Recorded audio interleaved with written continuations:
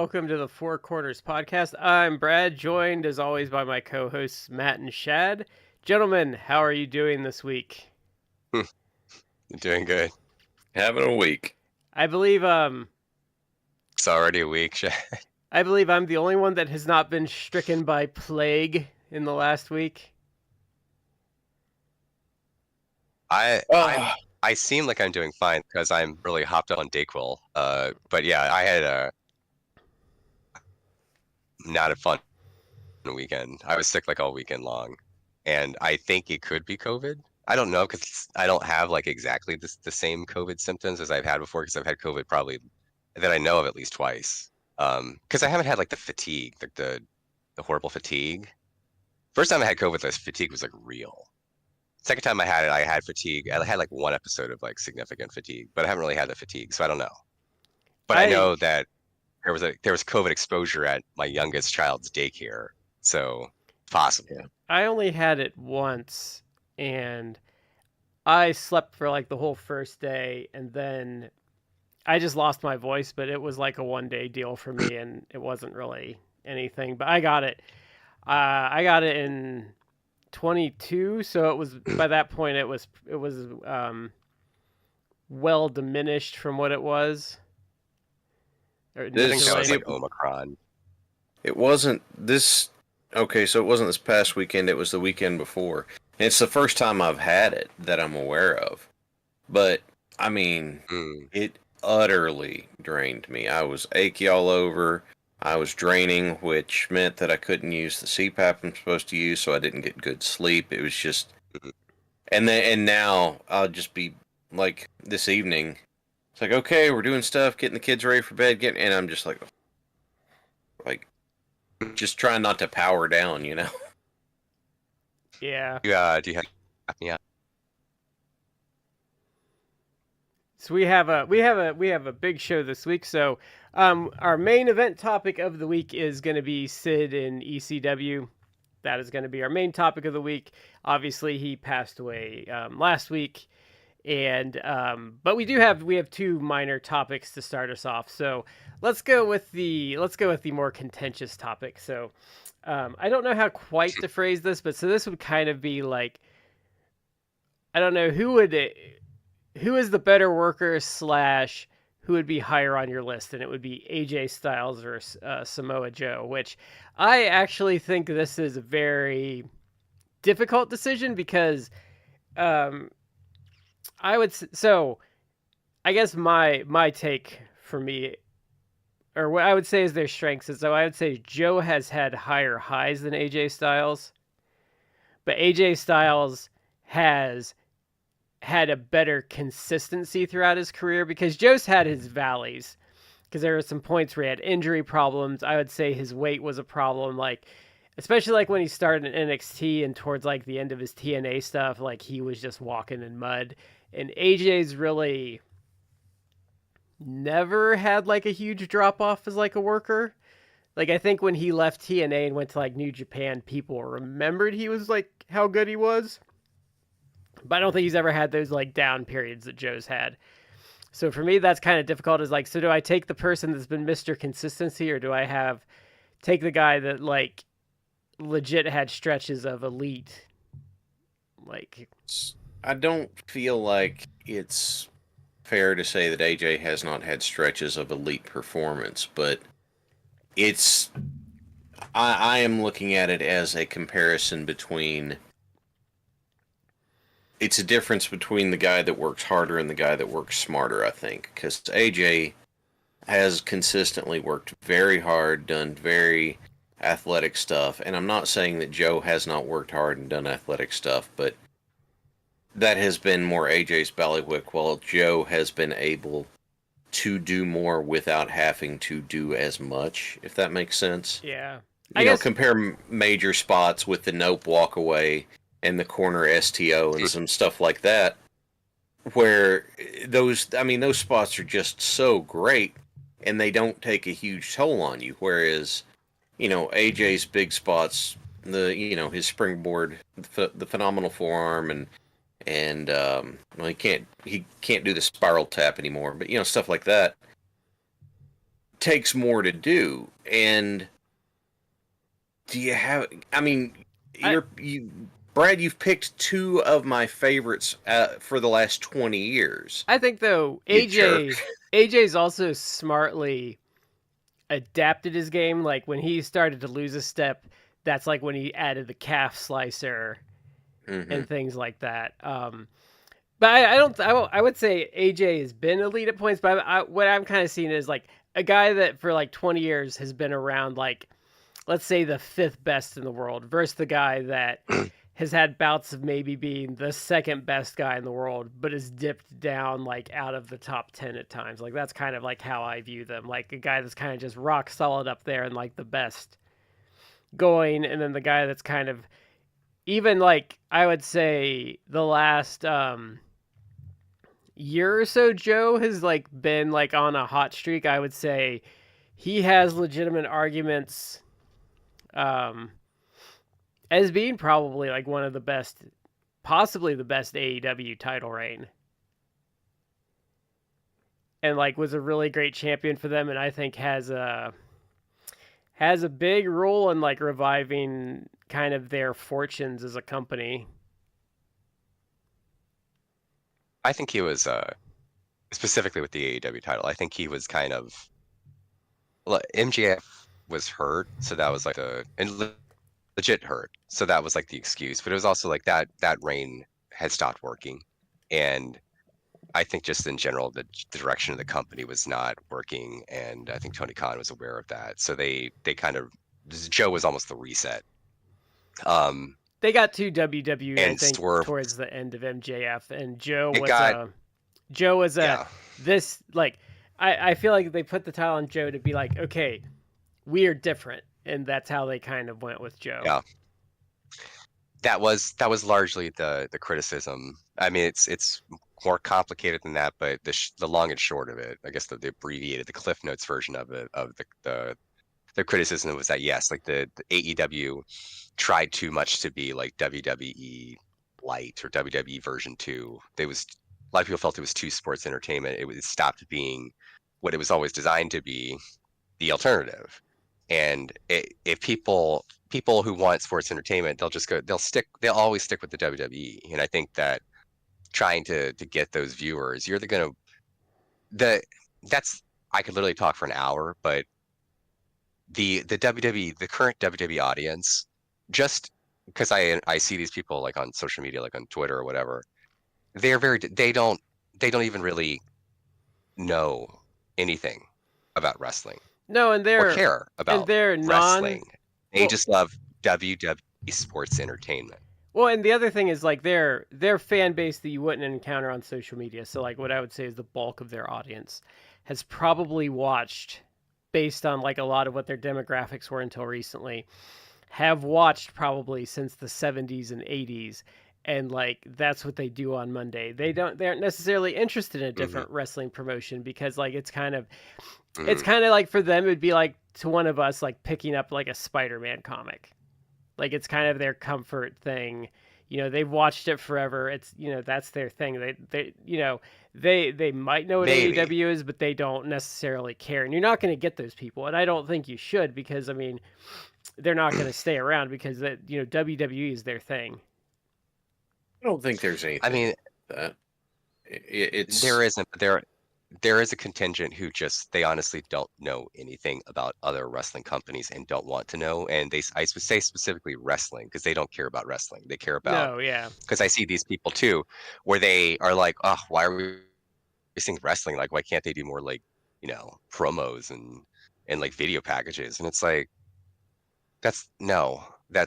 you just go watch a movie. Like there's a million streaming movie channels or content TV channels. There's a million of them now. So just go watch that if that's what you want. The actual wrestling stuff you don't need. But I saw someone the other day, and they weren't joking. They said they're kind of talking about the AEW, the NXT, TNA, like, you know, collaboration, the partnership, whatever. And this person was like, AEW shouldn't even have like a TV contract. They should like, and so someone's like, well, who should then? They're like, yeah. But they're like, oh, like, you know, TNA deserves a TV contract. And it's like, You don't know, do you? TNA, like that's the joke. They've been around for 20 plus years, and in fact have always been on TV or And had pay-per-view Spike or TV at something one for like point wanted to the buy last in, 2+ decades. Yeah. and Dixie Carter So the fact that screwed it you up. don't even know this, yeah, but the fact that you don't even know this, like, okay, Well, I mean, you can't save those people. You should not try to get those that's people the thing as your that's viewers. You shouldn't change the tone of a product for that. that's the thing that annoys me, and what Meltzer's been arguing on that front though is all the people say these things, and he keeps pointing out like they have 2 of the 3 highest non WWE gates of all time.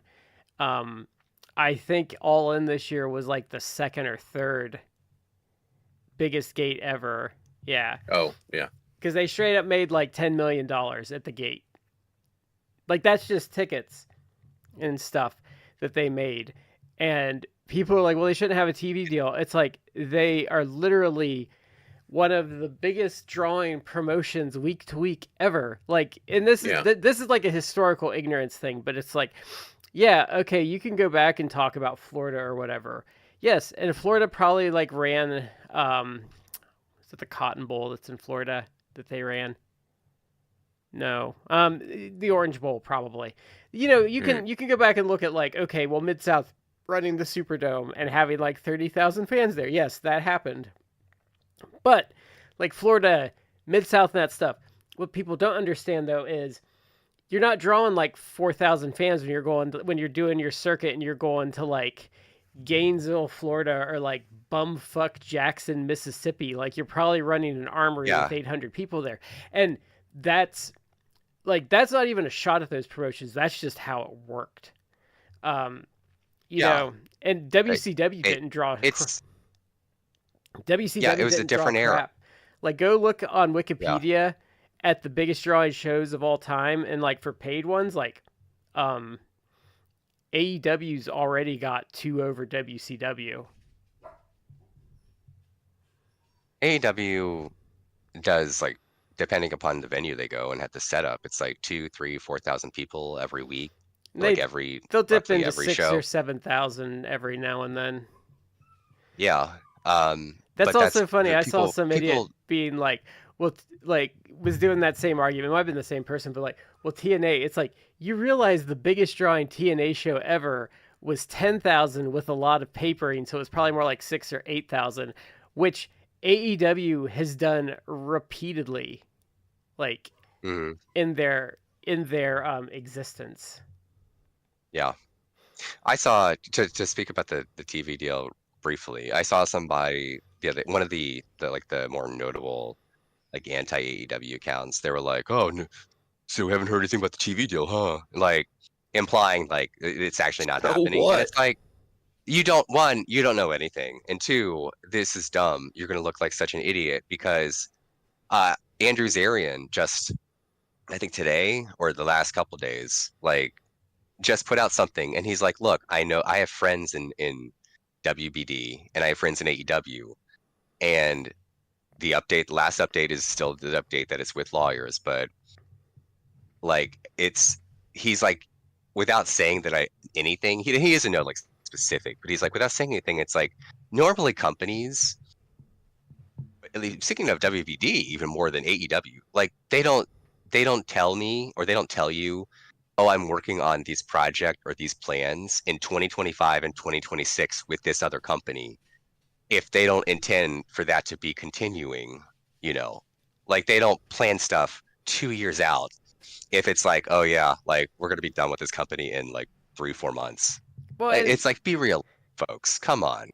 It's obvious that what they're probably doing, if I had to guess, they're probably going to they'll make an announcement soon, but probably getting closer towards when? Oh, the 5-year anniversary of AEW on TNT. Well, there's legal reasons when it came back to TV.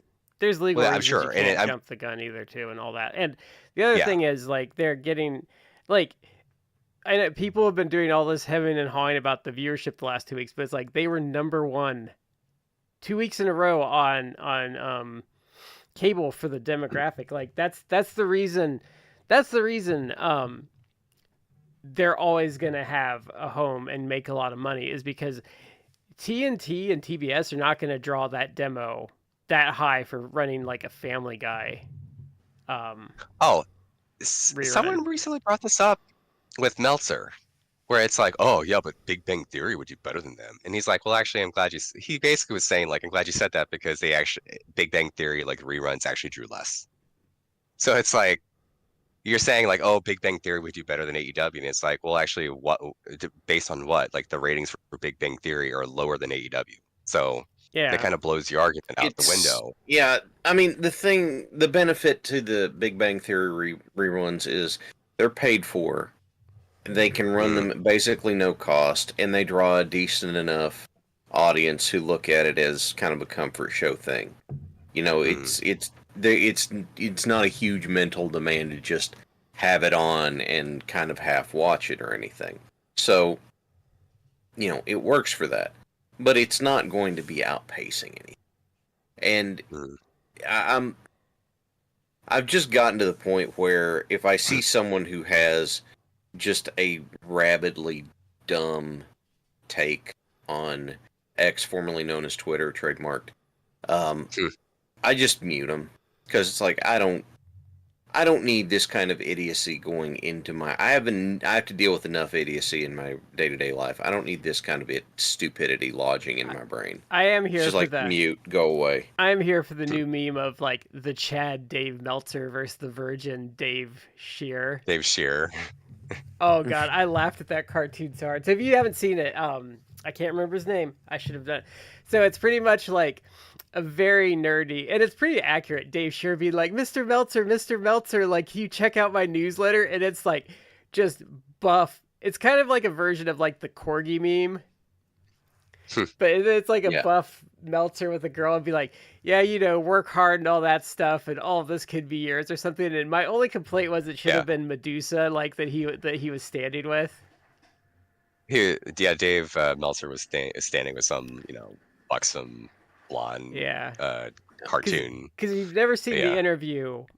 There's an interview with him and Medusa Michelli, and she's like, yeah, like, you know, everyone used to rip on you, and the first time I saw you, like, I thought you were hot.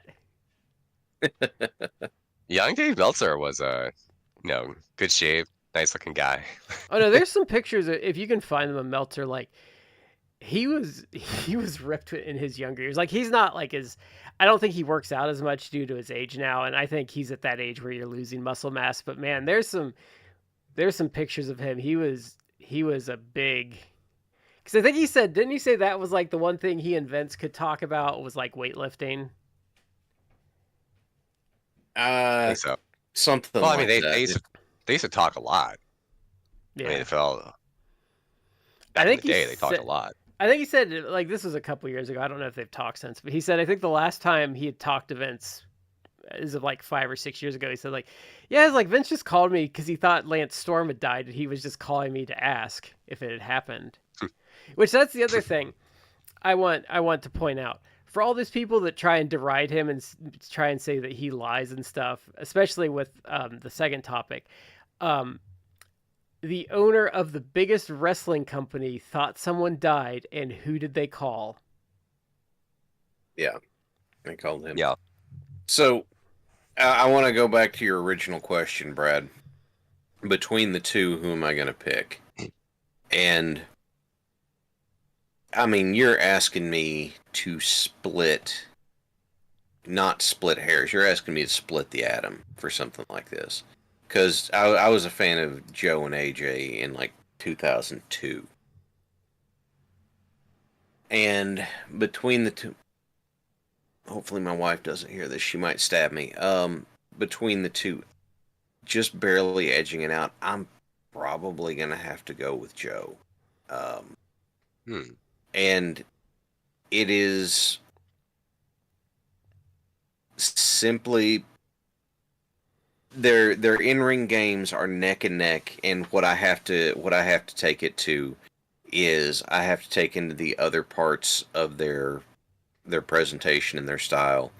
And Joe's promo game is just stellar. Joe took pre-written scripts that were handed to him and made them work.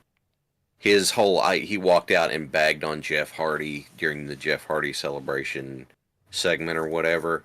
Sounded natural and excellent, and so this is a win by millimeters. But I'm gonna have to pick Joe between them. That's a good one, because I remember when after Joe wrestled Hook, he sat down next to Taz and he's like, "Who raised that little savage?" Yeah.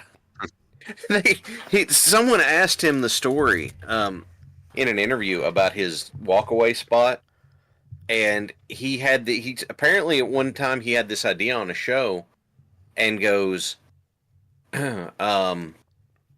he's like, he had this idea and he told the guys, he's like, I want to do this thing where you go to do your thing and I'll just move, and they're like, you'll just move? He goes, yeah, I'll just move, and they're like, oh, okay, and then he did that, and then afterwards, they saw the tape of it, and where, like, from the beginning, it was very much just the turn, like, wave, walk away thing, and like, you asshole. They called him that from the beginning. I still love when he did that to Stokely, because he set him up like, yeah, you were gonna do the off the rope move, and Stokely just dies. He just crashed. My three like walkaways, of his walkaway spots in AEW, not in any particular ranking, but the three I love the best, were when he walked away and he did like the big exaggerated like raising his arms like marching, like that one was funny. I forget which match that was, but then there was the one he did with God, I forget what he also wrestles as Cruz, it's like John Cruz, maybe something. John Cruz. Oh yeah. Damon it's Serpentico, Cruz, like I'm not sure what, but it's like it's Serpentico without the mask. That's what he. Yeah. No. I've talked to Mr. Cruz, and he swears that he does not know this Serpentico and what he does. He doesn't know this Snake Man. I've heard that Nyla Rose is cool with Cruz, but Serpentico obviously no. Well, no, Nyla Rose obviously. Nyla Rose is dead. She drowned herself because she had to say something nice about Serpentico. So she's no longer. She has ceased to be. Pining for the fjords. But that match when he did that, and in midair, like John Cruz like, and then before he crashed into the mat, that was a great one. And the final one was actually not a spot that he did. I think it was when it was like a trios he did. Was it Shibata that did it? Shibata like did it, and like Joe just looked at it. It was like he did like the he did like basically the Leo DiCaprio like Once Upon a Time in Hollywood, like yeah he did that. Shibata actually has two of my favorite moments from this year, because he did that, but then the one where Daniel Garcia is dancing and Shibata is just murdering some guy like in the corner, because Shibata does some interesting stuff, because Shad hadn't seen like it yet, and I was like, Shad, I think Shibata is like your spirit animal, like as a worker. He's so smooth. I appreciate him. He's not my favorite, but God, I appreciate his work so much. I think he's not my favorite, but I will say, like, no one quite delivers an ass beating like he does. I think Shibata was who I was trying to channel in my early face run when I was wrestling, but didn't have the chops to do it. But yeah. So, what was your other topic, Brad? Oh, Matt. Hold on. Sorry, Matt. I'm sorry. Let me get my thoughts. I almost would base my answer based upon like the span of their careers and their individual runs stacked upon each other. Because I would say like going to a bigger company, but their indie stuff before they signed with a bigger company, I felt Joe's was better, because I think his Ring of Honor run was phenomenal.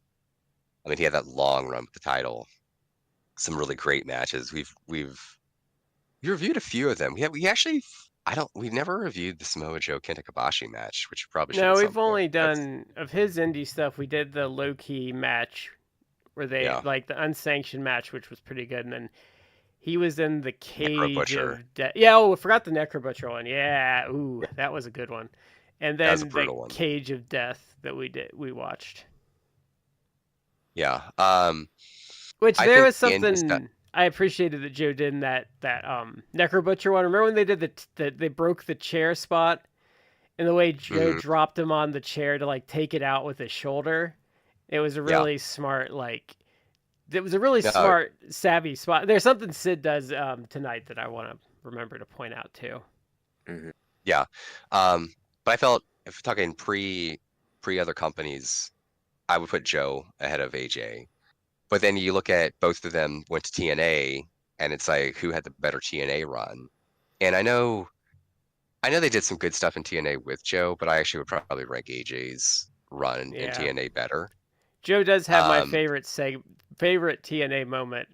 Joe does have though is where it's right when Kurt Angle like debuts, and he comes out to a Joe segment and he headbutts Joe, and he's like showing off, and like there's a bloody Joe just like rising up behind him, like just pissed off, and Kurt turns and Joe just like kicks his head off. yeah. They actually, I felt kind of it waited too long to really give Joe like the main push in TNA, but that's He a whole was at separate an discussion. awkward But point where like they were building to Sting. yeah, Oh, and his Scott Steiner feud was kind of pretty awesome. spat. I mean, I don't know how awesome it was. He only had a 33 and 1/3% chance of winning. And that's when you add Kurt Angle to the mix, and then your chances drastically go down. Yes. That spells disaster. It does spell disaster. I don't know the exact math. I do know that the math hold. I did like break it down once. It kind of holds up a little bit. No, I think the math works. Yeah. It might fall apart at the very end, but he does hold the math together pretty well. Yeah. Yeah. I think didn't you say it, Brian? Like someone, or maybe because of something that Petey Williams said or something, but it was like Joe was actually not Joe. Scott Steiner was like actually like very aware of he's like self-aware of like the jokes and everything. There's a good story. There's a good story with Petey Williams talking about Scott on Colt's podcast, and they like animated it, and like they went to the gym or something, and Scott's Scott got the sports car and he's driving like 100 miles an hour. He's like, hey Petey, I'm gonna drive the wrong way down this one-way street. And he's like, Scott, don't do that. He goes, you know how long it's been since I had an accident? And he's like, since you had it, I'd rather hear you never did, but And then he's like, Scott, where are you taking me for lunch? He's like, Cracker Barrel. But he's like, I mean, my opinion of Scott changed a lot. Is when they did that ridiculous match in TNA, which was him and Josh Matthews versus Jeremy Borash and Joseph Park that we watched on the show, because he is hilarious in that. It's kind of like a long comedy. And when he did Chikara, and they had a swear jar for him that they had like on the side of the ring, and he really played into like when Jordan Grace was doing the Big Mama Pump. Because when they did King of Trios, so it was Big Papa Pump, then it was Jordan Grace's Big Mama Pump, and then Petey Williams' Little Petey Pump was like how they build them, I think, in that tournament.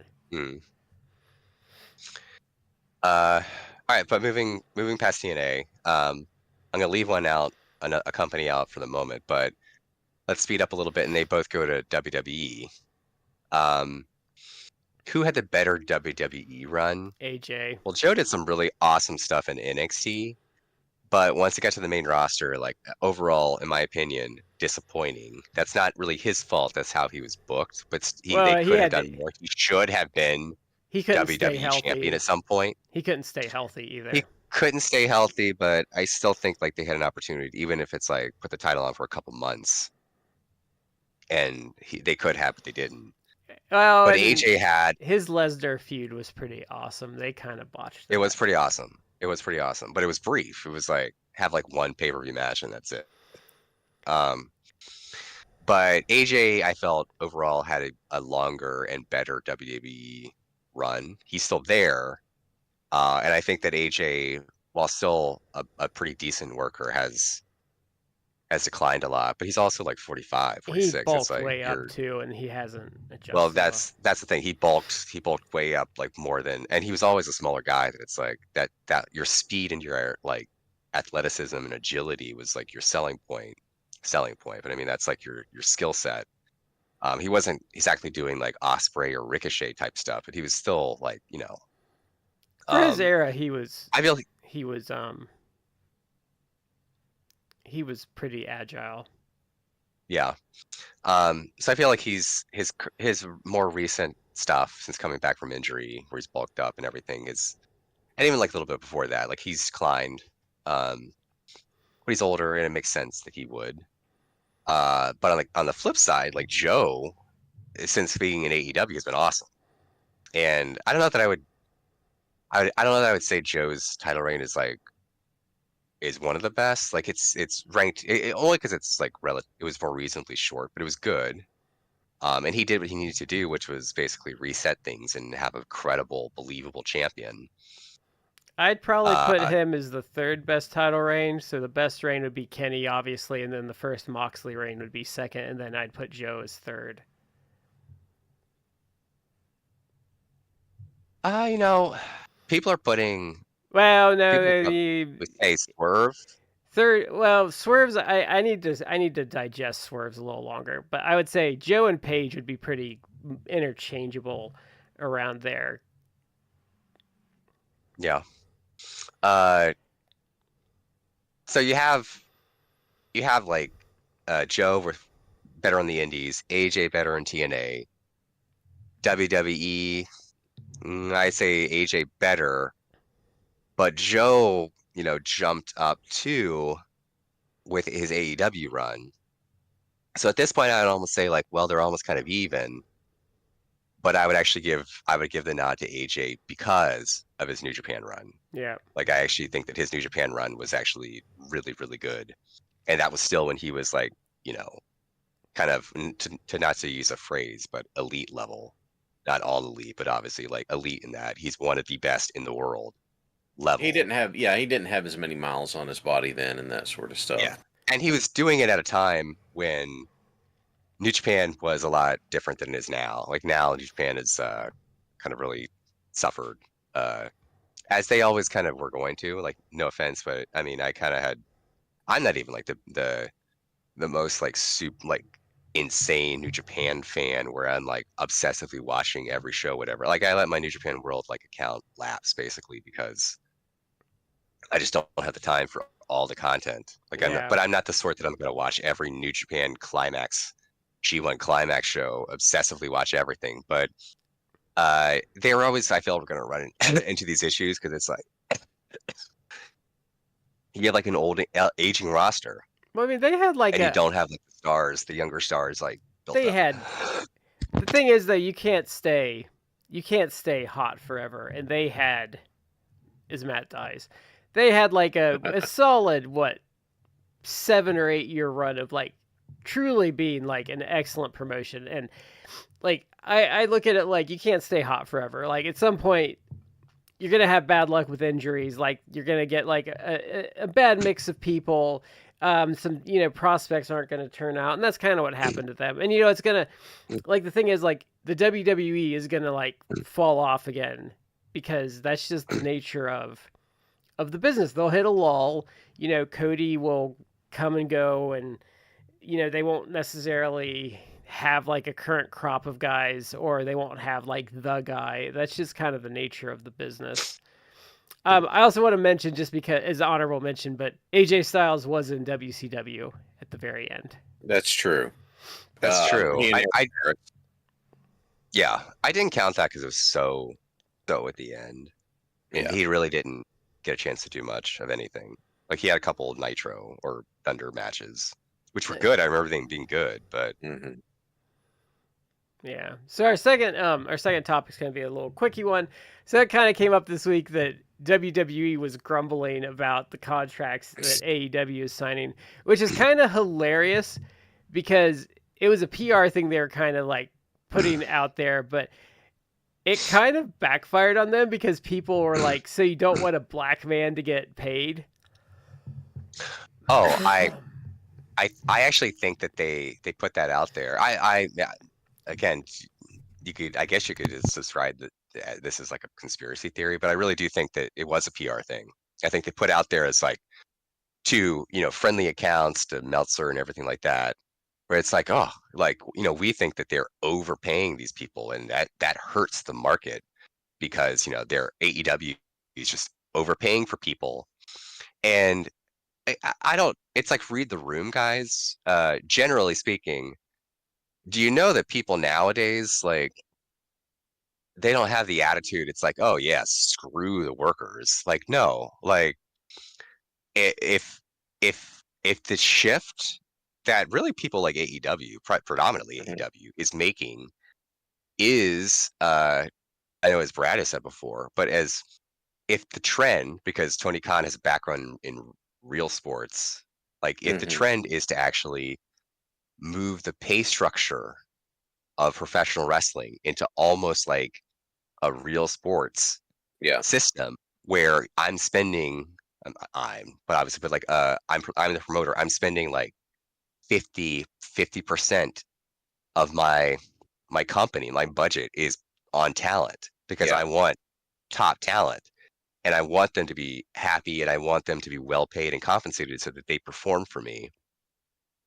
If that's the trend, then that's a positive trend for actually the workers versus like, let me spend like, less than 10% of my budget on the workers because I make it, when at the same time it's like I'm patting myself in the back. It's like we made $1 billion this year. It's like, okay, why don't you pay your people more? Oh no, we can't do that. That's you're hurting the market now. You're hurting the market. It's Matt, like, come on. The way that I equate the kind of the cultural trend on this thought at the time, another way of putting it is saying, we've had record profits this year. Well, what are you going to do for your employees? Pizza party. Pizza party. It's become almost a meme. Yeah. Well, yeah, it has. And instead of it, instead of being like, well, we made record profits, but we have to cut costs. They pretty much the entire workforce has been like, kiss my ass. I'm not buying this anymore. And there's been this steady pushback on that kind of like, well, you should do this because the company said it's good. And it's like, well, it's good for the company, but it's not good for me. So I don't care. And now this comes out and they're like, well, they're overpaying for it and that's bad for the business. And it's like, according to who? Like, seriously, according, who is this bad for? That people are getting paid more. And it's even more so, you mentioned, Matt, that TK is paying a higher percentage of his budget towards his talent. Well, But he runs, also, hang on, he runs the Jacksonville Jaguars and Fulham, maybe, football club. Yeah. But here's the thing. For AEW folks, he pays for their travel arrangements, which means that that's not coming out of their own pocket like it is in WWE, too. It's not a, like, oh, you're getting paid. Doesn't it sound great that you're getting paid $150,000 a year? Oh, but, you have $85,000 worth of travel costs that you have to take care of. Whereas in AEW, it's like, hey, you're getting $125,000 for your annual, and you're not paying for your plane ticket or your hotels, and we got medical care backstage for you and stuff. They run now. They're not getting their health insurance as performers, but they're also not restricted from going and working other places as long as it doesn't inhibit them from working in their main employer. So, like, what the Legend Till's PR bit comes off as whiny, self-important, bitchy, and just throwing on the floor, having a tantrum, but in media PR speak. Well, the thing is, to go along with what you're saying, so it's very much from what anything I've read about. So he pretty much runs AEW like a professional sports franchise more than a wrestling company. So they tend to get paid a percentage of the revenue more like athletes do, like in the NFL, the NBA, the NHL, and he tends to sign them to more sports like contracts than like wrestling ones. But the problem on the WWE end, though, and this isn't a WWE thing. This part isn't. But if you look at how TKO handled fighter pay in the UFC, like fighter pay in the UFC stagnated when TKO took over. Yeah. Because you could see like when it was Zuffa, you'd see as like their revenue went up, fighter pay went up. Like people had a legitimate complaint that they weren't maybe making as much, but the fighter pay was going up as they made more. And then when TKO took over, like that just slowed way down. And I think you're kind of seeing that in WWE with some of the contract negotiations and some of the people leaving. Like I think that's honestly bad for wrestling though, with TKO in control, because they're just going to cheap out on talent. Well, they've got an established history of doing it, so they're not going to do that. It's like, come on. On one hand, we have them doing it, and on the other hand, you have trust me, bro. And they bellyached. They bellyached when Bischoff was signing guys to big deals too. Yeah. If you want to have people that you think do a good job be happy working for you, pay them more. Yeah. TK's obviously very happy with what Swerve did. He signed him to a longer contract with more pay. What's the problem? Yeah. He sees that much worth in the guy. He says, I think you're worth this much. So it's not like he's paying this to, I mean, not to dog on one of the Carpenters, but he's not doing this to Serpentico. No. He's doing this to somebody who he has seen be a long-term important franchise player who's also really good at doing local media stuff. Yeah, he sees the value in him and wants to pay him for the value he sees in him. And I don't think he's handing out that like Hulk Hogan contract in WCW that we've talked about before, where I think there's literally a point where if they drew more, they'd make less money because Hogan started getting like bigger parts. Yeah, like insane amounts of like percentage. But that was like the unintended consequences that they were doing it specific. Well, they did it with two people, one Daniel Garcia, which was like interesting as a side note, just because it's like, oh, so that you're kind of implying that Daniel Garcia either has re-signed or is likely going to, should, as if you're kind of like insinuating like, oh, AEW offered too much money for Daniel Garcia, then that's implying that whatever you have offered or were going to offer is less than AEW. So Daniel Garcia might as well just sign with AEW if like you're going to give him like a pittance compared to them. Well, I mean, it's like, full on sour grapes. They probably paid him. But it's like they probably didn't even pay him like a ton. AEW probably offered him like $250,000 a year, and WWE's like, but no, he should be making $65,000 a year in NXT. In NXT, yeah. We'll bump him up once he eventually makes his way to the main roster. But he gets to if he improves enough that we think we can put him on the main roster, we'll bump his pay up by. Remember they said that. Come on, man. Remember they said the same thing when they re-signed Roosh, and it was like, yeah, they probably paid him like $500,000 a year. Well, yeah. Roosh made the outright statement. He said no. It's not. It wasn't even necessarily about the money. It's about the fact that in a time that was difficult for my family, TK had my back and was cool with me taking the time to go deal with that. Well, he called a check on him too. Yeah, there is a massive cultural difference between these. Now, this swings both ways. There's a huge cultural difference, and some people want the culture that is more structured, more we hand this to you. You go do the thing we tell you to. All right.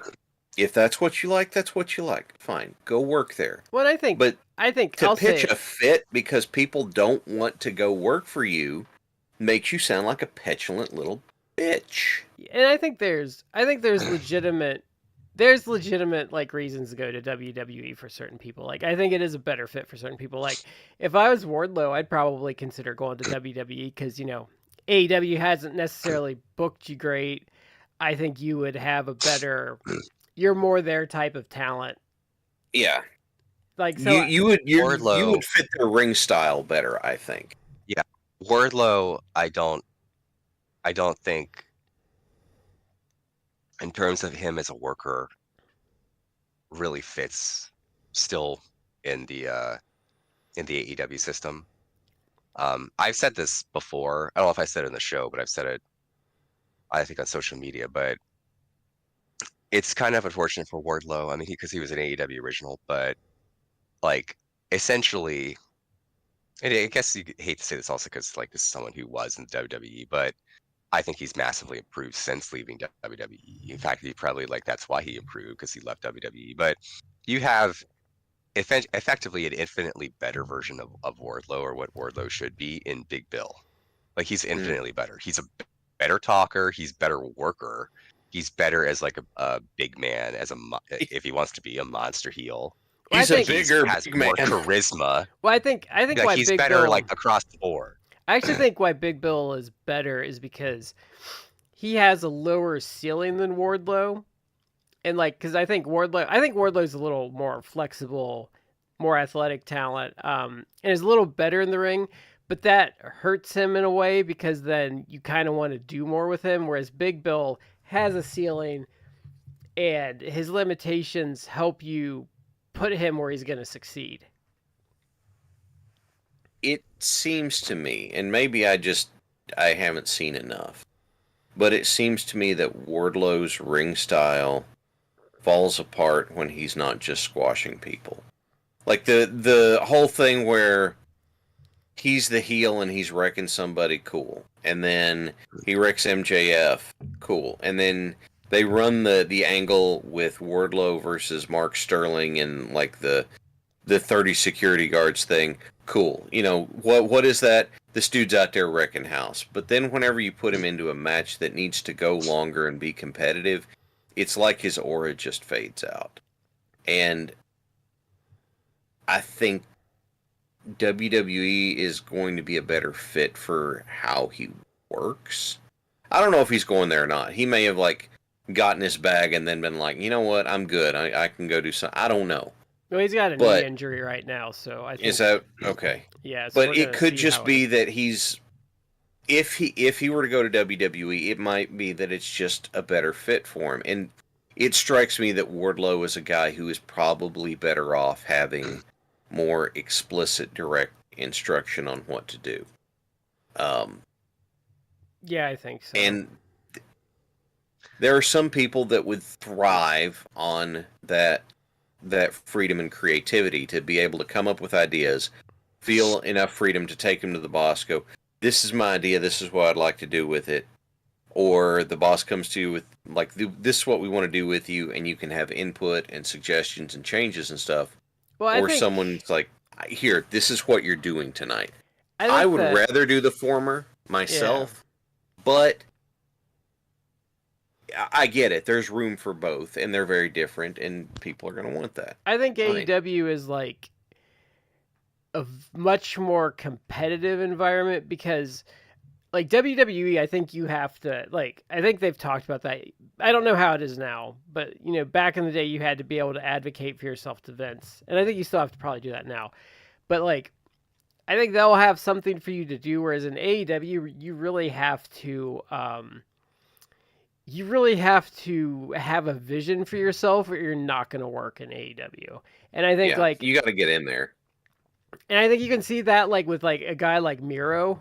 Once Miro kind of like got his feet under him and really kind of started like getting, you know, his like voice is when he really took off. Like when he started doing like the religious undertone stuff.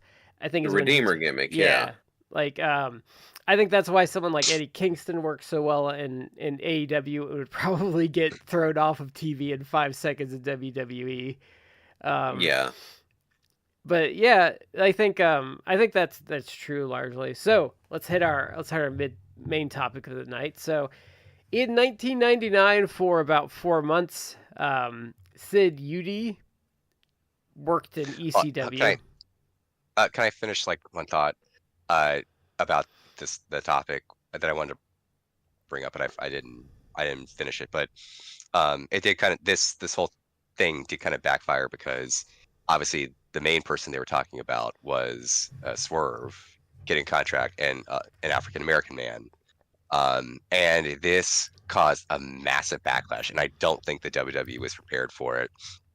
And this happened like last Friday, and I remember like literally like when all that news broke, that I think it was, again, they were trying to like push this PR thing, but it massively blew up in their face because a lot of the prominent like African American accounts on wrestling accounts on Twitter were talking about it and really just raking the WWE over the coals. It's like, oh, so you don't like, you know, this African American, a black man, like getting the bag, essentially, like getting paid well, like what the top people in the industry should get. And there was even like a Spaces that Didn't happened with they, like a lot of the accounts. Like I know Lyric was on that, and several other accounts. Like they were talking about it, and they had great points. It's like, why wouldn't you? Like this is a celebration. Like this man, and this is not.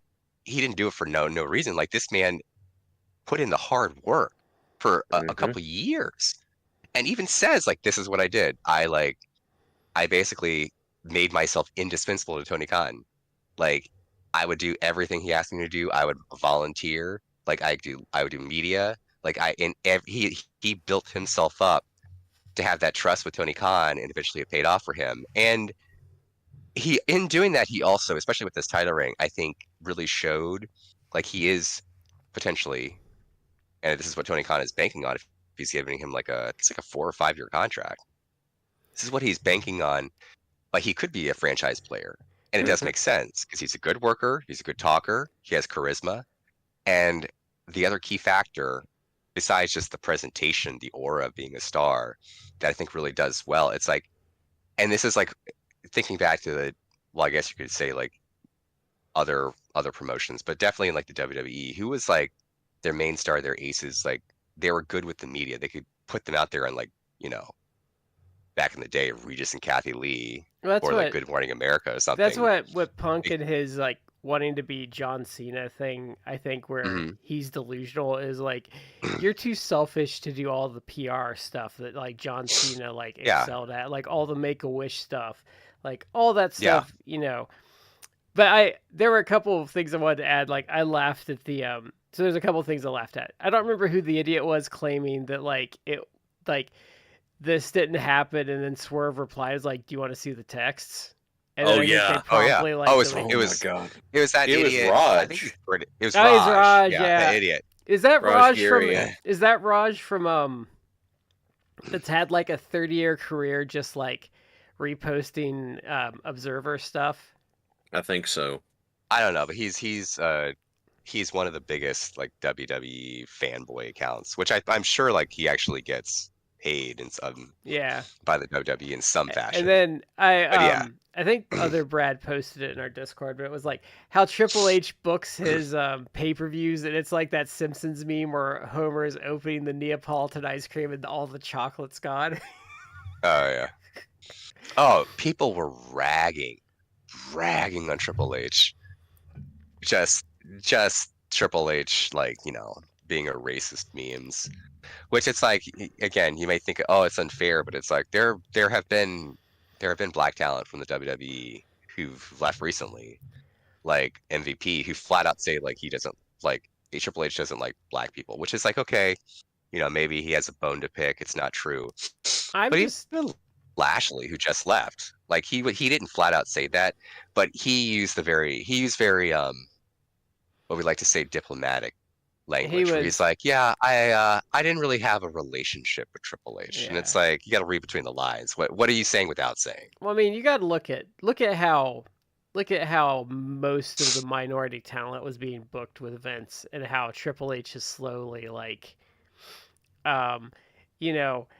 why are all the minorities in stables so you can just keep them self-contained into one segment on the shows? Why is like Montez Ford still in Street Profits when they were teasing pushing him right before you took over the book? Why has Bianca Belair been like why is Bianca Belair protected but hasn't like done anything important in like forever? Like why was Bobby Lashley like in a dumb stable? Aren't we probably at least like 6 months into her tag team with Jade Cargill? And that's 4 months maybe. okay. But I mean, that's a third of a year. Yeah. And what are they doing? Like I would think that in theory should be like a main Mania match for them, like Bianca versus Jade Cargill, where like Bianca already the star, Jade like the star you've built up. Yeah, and I think there's definitely some smoke there to that one, and I think because where I started saying it on the show because I kind of started seeing like a trend in like the talent on the shows, and like you can just slowly see like more and more people saying that as time has gone on. So I think there's some definite smoke there, and I would have some questions about that. I don't think there will ever be any like repercussions about that. But I do have questions about the way he handles, especially considering, the booking of his program with Booker T. Stuff like that. That tanked that entire Mania watch for me. Like that entire event for me is now complete and utter trash. But I think they didn't realize that undercurrent was out there, and I think that's why people pounced on that the way they did, is because there has been some serious complaints about the way they handle and not even just the black talent, but like the Mexican talent. Like you see a lot of complaints there too, and I think they're both legit. So okay, so we're gonna do this is Sid in ECW. So we watched. There was a match with I think Sabu in there that I couldn't find that wasn't out there. But this is pretty much I think like most of what he did there. So so we'll just go to the first clip. So the first clip is what was the pay-per-view? Crap. Because they're guilty as charged. Okay, so Cronus is out there, and Judge Jeff Jones, who works with AEW in their legal department now, which is kind of hilarious. Comes is he out, actually like an attorney? Yeah, he works with AEW. I think he's like I didn't know he actually had a legal background. Yeah. So he comes out, and I guess Cronus had done something to him previously, and this is kind of like his payback, and he pretty much, convicts him to being murdered, and out comes Sid, looking like an absolute psychopath monster. He comes out, pretty much chokeslams Cronus over the top rope through a table, which was pretty cool looking. And now this is the one thing I mentioned earlier, but so there's the point where he starts hitting him with a chair. So like the first shot, he hits him kind of like, he puts his head down and hits him on his back. But then the next one, Cronus like puts his head up and Sid hits him on the top of the head. And I think Sid was kind of pissed because he does that, and Sid immediately takes the chair and like turns him over and hits him on the back. I was like, oh, yeah, like you're more responsible than 90% of the roster, because if you watch it, you can legitimately see like he hits him on the head. He's like, no, we're not doing this shit. And so that second shot that went over Sid's head. I'm sorry, Matt. I'll get out of the way. Yeah, that second shot that did go to Cronus's head kind of reminded me of that Larry Zbyszko chair shot to Bruno. It was not a full like whack like this. It was much more restrained. It was not a full rotation thing. And then, like you said, he turned him. So it's like Sid's not trying to murder somebody. Okay, sorry about that. And then he power bombs him. Then he mean mugs for the camera as he dies. Yeah. Just in general, like I feel like as I've grown older, like the chair shots, especially ECW chair shots, like make me cringe. Because we know a lot now than we did back then. But so when he did like hit Cronus on his head with the chair shot, I was like, I probably like winced. Yeah. But you are correct. Like he literally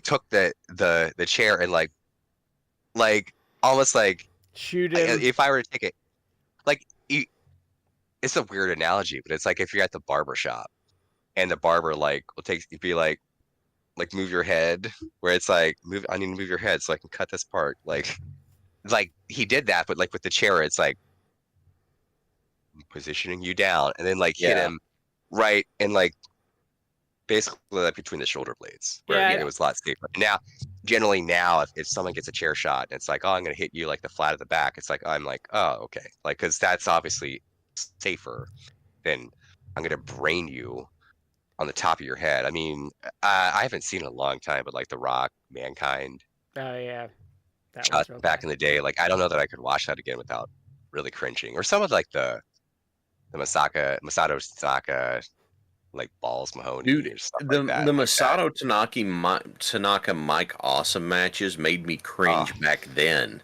Well, I mean, 'Cause I when was they just did like, oh, God. when they did when they did LA Park versus Masato Tanaka at Joey Janela's Spring Break, it's literally 2 seconds of the match and Laparca just smashes him right in the top of the head with a chair. And I'm like, oh, okay. Yep, these two are crazy. But I didn't like that. No, but I kind of appreciated Sid there. I kind of feel like he was like, no, we're not doing that. Like, Yeah, I'm not here to give some guy CTE. Like Sid, like that show. There's subsequent events where he tosses people over the top and they go through a table, and it sure seems like Sid tosses people differently than other folks do. Well, it goes Not so reckless. It does go terribly wrong on the next one, but it wasn't his fault. Yeah, but yeah, the thing is, he's doing these sorts of things. He's not like full bore overhand swinging like Tommy Dreamer on Raven, chair shot her around the world stuff. Yeah, but he still has his aura. He shows up, and he's still got this aura of, this is. It's it's hard for me to even come up with a good analog, but he's kind here of comes just the Tasmanian Devil. Yeah, that's actually a good analog. Because I was gonna say he's kind of just because one of the things I like about his ECW run is he doesn't wear gear; he just wears jeans. For some reason, that makes him look more intimidating. Because he's just kind of a force of chaos. Because I like how he'll come out and help someone in this run, and then he'll just attack the guys he was helping. Yeah.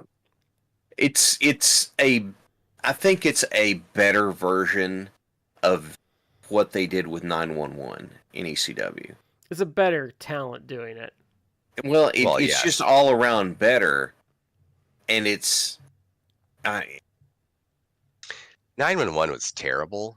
He was just a big dude that got really over because he would just go in there and destroy people with a choke slam. Mm-hmm. It is a better talent, but yeah, I get what you're saying. Like actually.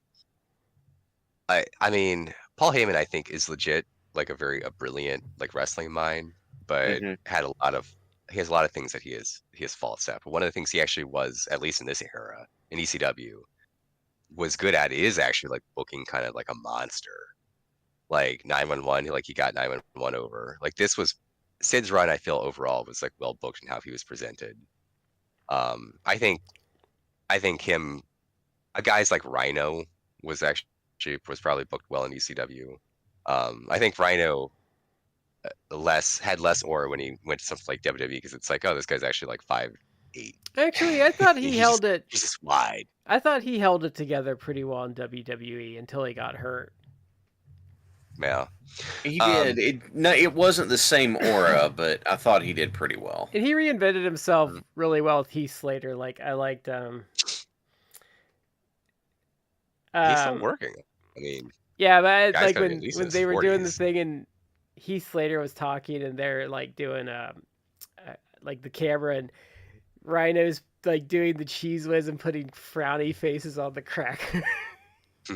crackers. Yeah. Just in general, I thought that this debut was like tremendous, and I'm not an ECW fan. No. Like I loved it back at the time, like contemporaneously when I watched it, I was like, "This is awesome." But in years, it's like one of those things that, just in general, it's like maybe music you listen to or stuff you were into back in the day that you go back and it's like, oh, so cringe. It's like, ugh, why did I like this? I'm almost that way with ECW. It's like why did I like this? It's terrible. I generally think ECW, most of it is terrible. Like ECW is the new metal of 90% wrestling. ECW is terrible. Yeah, except I feel like there's probably still some new metal stuff I would probably like. That wasn't so bad. Like maybe not. Maybe I'd be like, oh, Linkin Park was okay. Like I would not like Limp Bizkit or Korn or something like But that. you see what I'm getting at is very much a product of the time. And looking back on it, you're like, no. Yeah. No. Like why? Why did I like this? But this I thought was a tremendous debut, and I don't know that I really remembered like his debut, but it's like at the time, it's like no one could have really expected this. Like maybe you thought like, oh, Curtis doesn't have an opponent, they're gonna do a debut, but I don't think anyone probably expected like Sid to walk out. Like I would have, if I had not ordered the pay-per-view or anything like that, and I heard like Sid debut, I would have been like, what? Like I would have been blown away by that. Yeah. I would have thought it was like the coolest thing ever, just because it was like so random. Yeah. So we're gonna go to the I guess so. it's the next. Let me finish you. Let me give you one other little piece of stuff. This is the first pay-per-view that I ever got to watch live. Wow. And I didn't know jack squat about ECW. I just kind of came in and watched it. And then all of a sudden, here's this guy who comes out there and he's ripping on this dumpy looking dude who, by the way, part of the reason nobody wants to play with Cronus is because apparently Cronus doesn't wear athletic support under his singlet. Yeah, it's kind of gross once you see it. And then all of a sudden, here comes Sid, and I'm like, oh, I know who that is. Oh my God, he looks awesome. He just murders. It was a wild experience for me, put it that way. So we're gonna go to, I guess, the next episode of TV. So there's one thing that pissed me off about this. So they kind of do a backstage segment with Steven Prazak and Judge Jeff Jones. So he's kind of, I don't know, kind of in this weird thing, and he's kind of crap talking Prazak. But what drove me nuts is like center to the top, there is like one of the ceiling panels are pushed to the side, and it just looks so terrible. Like, why couldn't you have like just pulled it back into position? Unless Jeff Jones crawled through the ceiling and broke in. I mean, that is a legitimate possibility. But so that part bugged me. So then this is kind of like, it's kind of just a rerun of his debut at the pay-per-view, but this time it doesn't work as well, in my opinion, because they kind of missed the point of the first one. So the first problem is, so this is Skull Von Crush, who is Big Vito from WCW, and I think he did WWE for a while. So it immediately goes wrong because dumbass Skull Von Crush doesn't know how to take a choke slam, and pretty much dies like going through the table, which I think kind of screwed things up. Actually, I agree with you. Like, it's not Sid's fault. Yeah. Like, he just took it. Big Vito took it weird. Like, I don't know what he's trying to do there. He didn't like, he did not get like any lift. No. Yeah, he didn't go up for it. And sorry. What I loved about this is that, like, when he got Vito back in the ring, he powerbombed him, for the win. But then it's like, I mean, I don't know. Would you call him like a face in his ECW run? Because he powerbombed him, and the fans started chanting, "It's like one more time, one more time." He was like playing to them, and then he powerbombed him a second time, and it's like, he actually was almost doing like a fan favorite type thing in just brutalizing this. I would say I thought it was hilarious. I would say he's chaotic neutral if you were to give him a D&D alignment in this run. Like, I would not say he's a face or a heel. He's just he's full chaotic neutral. Yeah, because I mean, you're talking about. I mean, we could definitely say ECW fans were probably at best neutral evil as a fan base. So, yeah, I would say chaotic neutral. But I think that's accurate. But Shad probably knows from a worker standpoint. So what did Mister Skull Von Crush do wrong when he took the choke slam that went so horribly wrong? I need to go back and watch it one more time, um, to really get a handle on it. But just off the top of my head, I think that he did. I'm not going to say he intentionally sandbagged it, but he mistimed going up for it. And so, Sid grabs him. He's supposed to go over. He mistimed. And in it, check my memory. I've been hitting the head a few times. I forget things. He's supposed to go up and go over for it. And instead of going over cleanly, his legs like catch on the rope and he kind of tumbles on it, right? He kind of I feel like he doesn't get much lift and he kind of goes over with his body instead of when Cronus did it, Cronus went over clean. Yeah. And went through and then so I feel like Vito kind of went over with his body and then kind of went down through it awkward. So yeah, in being mistimed, he did and not going up the way he should have. And I'm being sure it may have been mistimed, or he may just not have gone up the way he needed to. I feel like I kind of feel like this is not. I feel like he thought Sid was gonna do more to lift him. Yeah, because I feel like guys are used to because what you see a lot of guys do is they lift them by their pants to give them more lift, and what I feel like Sid was doing here was look, buddy, I'm just gonna go through the motions and let you, because you see it when he does the power bombs too. He gives guys a lot of space to land how they want to, and I feel like the choke slam he didn't do that. He's like, look, I am not getting involved with we're going to do this. You're going to throw yourself and land how you want to through the table because I want this to be clean as possible. And I feel like Vito expected more. So what I'm going to do is I'm going to pull this up real quick and look at it because I want to give you a good... I watched it 3 times. Clean read. It was brutal looking. No, that's the wrong one. I'm looking for... I think anyone caught his gum when he spit it into the crowd. Yeah, it was the Sid attacks everyone, right? No, it was hit the ECW debut. Not the Invades ECW, but it's the ECW debut. It's the second one, yeah. Yeah. Is it? Okay. Then let me go get it from over here. That's I'm looking in the wrong spot. When Noam Dar worked Progress, what he would do, and the crowds would chant "You sick fuck" at him. He'd put a guy in a camel clutch and he'd be chewing gum and he'd take the gum out of his mouth and then he'd put it in his opponent's mouth. That's a hell of a thing. And it was always you would watch it and be like, no, stop. Don't. Yeah. Okay, hang on. Is this it? Yeah, this is it. Give me just a second. I know this is riveting to watch and listen to, but got a hold of him. It's just completely mistimed.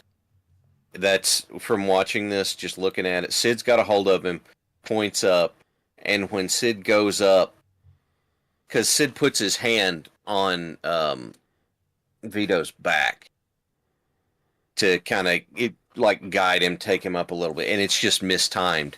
And so Sid's taking him up and forward, and since Vito missed the timing on it, he tumbles over the ropes into the table as opposed to the way Cronus went up and down clean. Yeah, he's lucky he didn't break his neck on that because it was that was ugly. Yeah. So I didn't think this segment worked. I think that was kind of a botch. I think it took too long because the beating him up on the outside I didn't think was particularly good. I don't know if Sid was trying to figure out if he was okay or something. I just didn't think the segment worked. And like I said, the ceiling panel being ajar during the Judge Jeff Jones part really bothered me. I know that's probably a me thing, but it really just I'm so aggravated about it. That's that. I mean, that was in the background. It didn't grab me quite as hard, but I saw it. I think the problem is once you see it there, you can't unsee it, and then you're just hyper fixated on it. Yeah. I do kind of like. Well, I want to say though about ECW TV, like the production value isn't great, but I kind of like their weird little. It's like the channel changing, like when it comes back on and stuff. Having a transition. Yeah, and there's something very like early, like maybe into the 80s, like MTV like vibe about how like they present like the hardcore TV. Like it makes it feel a little more underground, I think. Like, you know, we've taken over the airwaves now. Now, you know, it definitely has a personality to it, I would say. I don't know if like someone that hadn't seen it before, like it is very 90s. I don't know how someone like maybe like a Zoomer or something would take to it. Yeah, very much a product of its time. And yeah. So we're gonna go to what I think is probably my favorite segment that we did, which is this is the Dudley Boys are at I don't remember. This is Living Dangerously. I think this is the pay-per-view for this one. So they're running their mouths, and you know Judge Jeff Jones comes out, and Sid comes out, and comes in the ring. Bubba's talking some mad crap. If you're sensitive to certain slurs, don't watch this. Don't watch ECW. Yeah. In general, just don't do that. The one thing they did here that I was already tired of is though stop working Psycho and Vicious into everything, please. But I love how so Bubba's talking like mad crap, and I love that Sid just like blows a bubble in his face because he doesn't care. And he's chewing his gum and does that. And I actually think this is really great healing from the Dudleys because so then Devon gets in there because he wants to fight. He just goes like right into his chest. He's like, uh-oh. And then Bubba's like, no, Sid, like, no, we're just kidding. And then it goes into this brawl. And it turns into pretty much Devon gets murdered on a stretcher while Spike comes out and takes out Bubba. And then Spike, because he's stupid, decides to celebrate with Sid. And Sid gets the most hilarious expression on his face because he's just like, oh, I get to kill someone else. And then, like, you know, Spike dies. He's like, I didn't order delivery, but here we go. It's actually low-key hilarious. And I wrote that down in my notes when I watched this, that Sid was kind of like, you know, just like reasonably ignoring Spike until like he has the opportunity to destroy you, and it's like, oh, and then it's like he just murders him dead, just dead in the ground. But we'll talk about it in like a minute. But once we like actually watch like the shoot interview that he talked about, which we'll discuss in a second, but it made me think about this after the fact, and it's like, this is such like Bubba Ray is such a little bitch, because it's like the match is basically Sid murdering Devon before he murders Spike, and not really like, you know, beating the shit out of Bubba Ray, which he should have done. He should have like shot on him, like, honestly. But it's like Spike is the one who gets to, like, you know, to beat up on Bubba. It's like, you're not man enough to like take a beating from Sid. Well, and Sid's like the most professional one in this.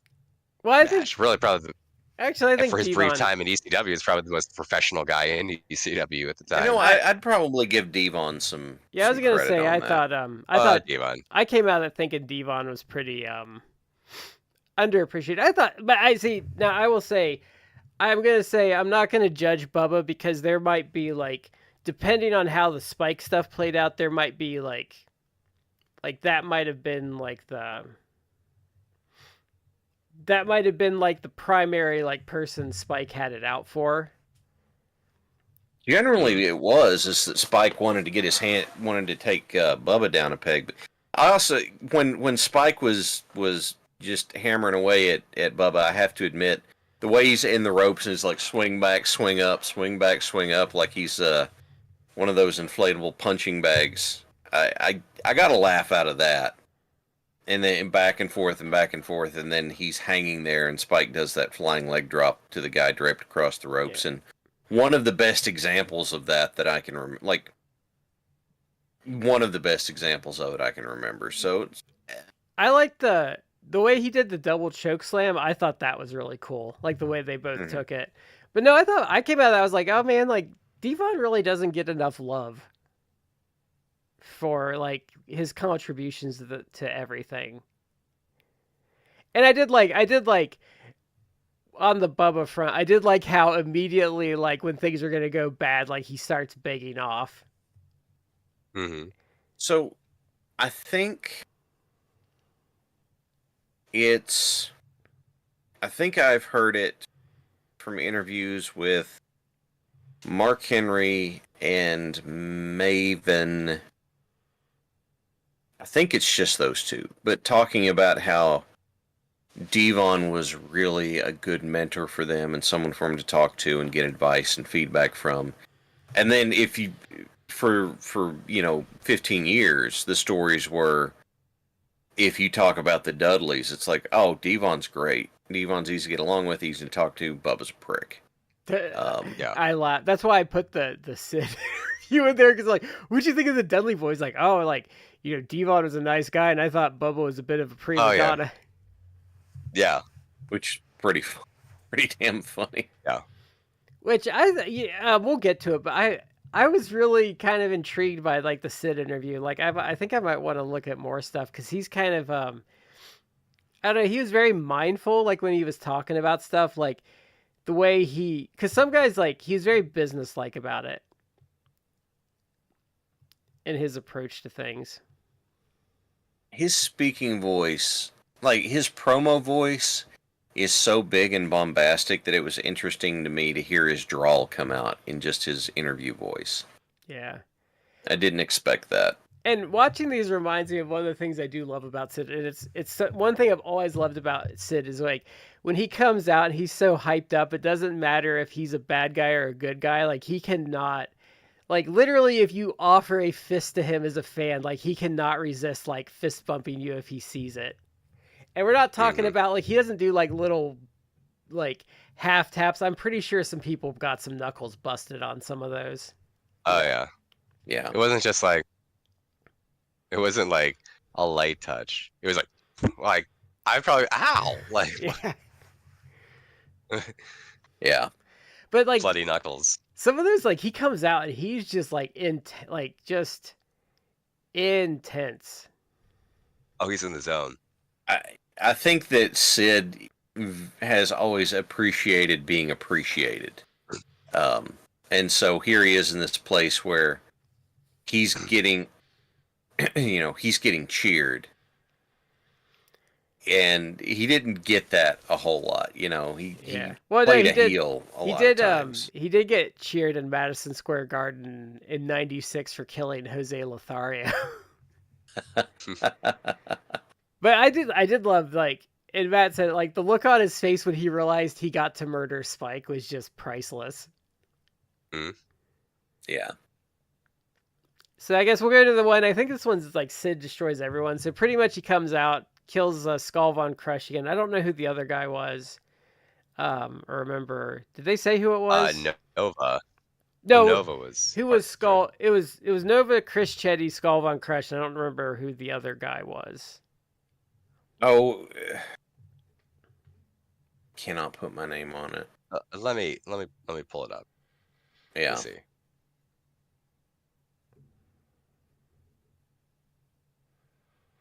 I don't know if it said. Was it DeVito? No. No.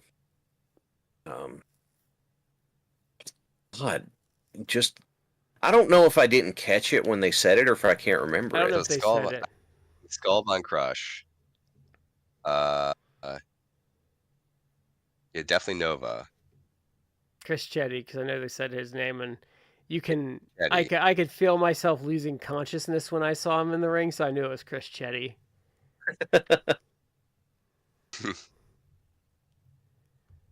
Oh, who? I don't know who this is.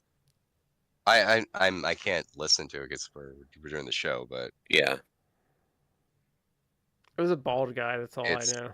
It was a bald guy with like Zubaz pants, basically. It might have been Tony DeVito. Maybe so. I think it might have been because this could have been like the Baldies era. No, the Baldies come up like pretty shortly after that because I think Vito was like a Baldy for a while. Mm-hmm. So this was just, I mean, Sid just murders everyone, and Nova gets killed extra. Yeah. So then we'll go to it's Lance Storm and Just Incredible, which this would annoy me because it's like, God, you're protecting Just Incredible so much that they can't even take a choke slam. Yeah.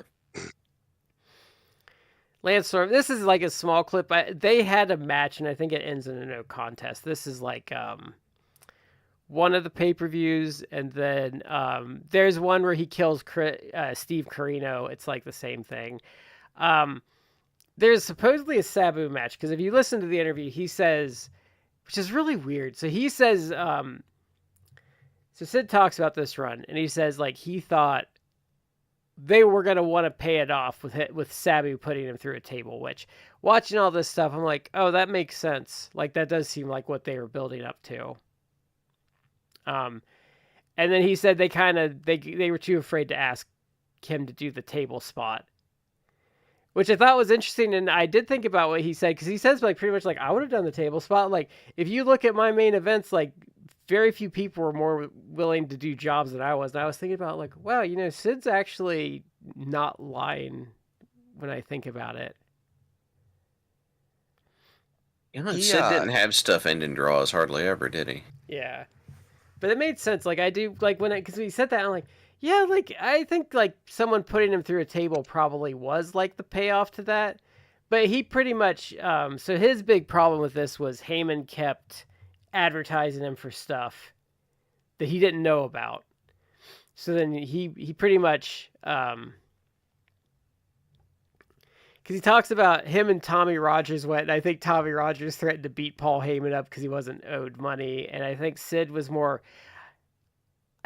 just like, oh, you can send me a check, like I trust you. But he's like, why are you advertising me and making me look bad? Like I'm no show in these shows. And well, yeah, I mean that's obviously like a the Carney promoter thing where it's like, oh, like so and so is going to appear at this town for like the show, this specific show, and then you show up and it's like the small fine print asterisk, small fine print, hard subject change. Yeah. And it's like, come on. And I mean I've been to WWE shows where it's like, oh, like John Cena, Triple H, like AJ Styles, whatever. Then you go and it's like main event. It's like The Miz versus Baron Corbin. It's like I went to an ROH show once in Dayton. Subject to change. It's like, come on. I went to ROH in Dayton, like I think in 2015. I was so maybe it was 2015. I was so excited because AJ was on the card and he got hurt the night before and he couldn't wrestle. Oh, I was so disappointed. He came out and stuff and he apologized, but I was so upset because like, I'm sorry guys, like I really was gonna wrestle, but I got hurt last night. I mean, it happens. Yeah, it's disappointing, but yeah, that's the worst though. But yeah, so he was talking about like, yeah, I took it because he was offering me good money, and then he didn't use me. Like I was really wanting just to get back in like WCW, WWE, and then yeah, it was an interesting interview. Like just talking about the numbers, like the fact that Heyman kept advertising him and that was bugging him. He's like, hey, I would have shown up if you had told me I didn't have softball that day. Yeah. That particular thing bugs me. Is Heyman was like full on shyster mode at that point, and I saw a thing on when I was watching these. There was a little short from Deep Cuts. I don't remember. I think his name's like Tom Green. Yeah. So Sid had like Tom Green. No, but Sid had like a special needs neighbor that was into wrestling, and he would actually take him to shows and like let him manage him. And there's like, and they even let him cut a promo in WCW. That's really cool. I saw that. And he was extraordinarily like compassionate and treated him like a real human being, as one should. But I mean, obviously like he took extra special care with this gentleman. Yeah. And it was actually really cool. And it's like the side of wrestlers that you don't see. Yeah. Like, and this is stuff that they do like behind the scenes, like you almost never hear about. I know you hear about things like John Cena doing like the most Make-A-Wish things like of anybody, I think. At least in Yeah. terms of wrestlers, like I think that No, it's like he's just it's really not. workhorse It's not with that. wrestlers. He is. John Cena has more Make-A-Wish, like more wishes granted than like the next three people put together. Well, Nicole Byers, who did Nailed It. There's an interview you can watch with her talking about working with John Cena, and she's like, he's like the nicest guy like I've ever seen, because she said like if anyone like were like, oh, I did this show just to meet you, and John Cena like, can I get a hug? And John Cena was like, yeah, I'll give you a hug, and he'd like go down there and give this like muddy person a hug. But she was saying she was talking to him like, don't you hate, because she was saying, you know, people would say Nailed It to her because of the show, and, you know, bug her, and she's like, would you hate it when people do that to you? He's like, no, it's like, that's just people trying to like connect with you. And she was just talking about how much like perspective he gave her because he's such like a nice guy. I mean, I think that's in some ways I think the right attitude to have, especially if you're in a profession like professional wrestling, where people have said this before, but it's like you're something of a celebrity, but you're one of the most like accessible types of celebrities. Like you're not like, you know, like an A-list Hollywood movie star where you may even have like security, but you're not necessarily going to be like, you're going to run to this person at like the grocery store.